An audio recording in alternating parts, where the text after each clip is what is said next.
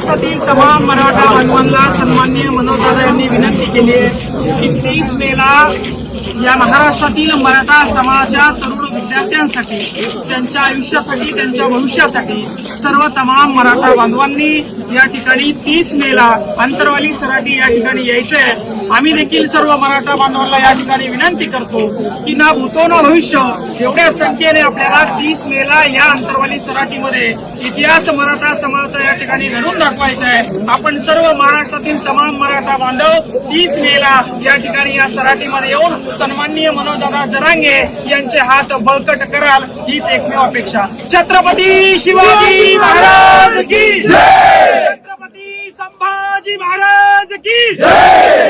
एक मराठा, एक मराठा।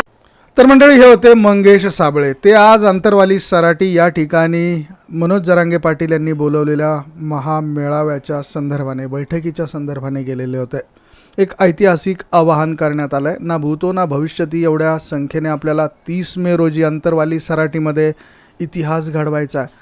हे आपल्या तरुण विद्यार्थ्यांच्या आयुष्यासाठी आणि भविष्यासाठी आहे, असं यावेळेस मंगेश साबळे हे म्हणालेले आहेत। 30 मे रोजी अंतरवाली सराटी या ठिकाणी मराठा समाजाच्या तरुणांच्या उज्ज्वल भविष्यासाठी एक भव्य मेळाव्याचं आयोजन करण्यात आलं आहे। या मेळाव्याद्वारे मनोज जरांगे पाटील यांच्या नेतृत्वाला बळ देण्यासाठी हे आवाहन करण्यात आलं आहे। हा कार्यक्रम मराठा समाजाच्या इतिहासात अभूतपूर्व ठरेल असा विश्वास मंगेश साबळे यांनी व्यक्त केला आहे। मराठा समाजातील तरुण विद्यार्थ्यांच्या आयुष्यासाठी आणि त्यांच्या भविष्यासाठी संधी हा मेळावा अत्यंत महत्त्वाचा मानला जातो आहे। महाराष्ट्रातील सर्व मराठा बांधवांनी मोठ्या संख्येने एकत्र येऊन आपली एकजूट दाखवावी अशी विनंती यावेळेस मंगेश साबळे यांनी केलेली आहे।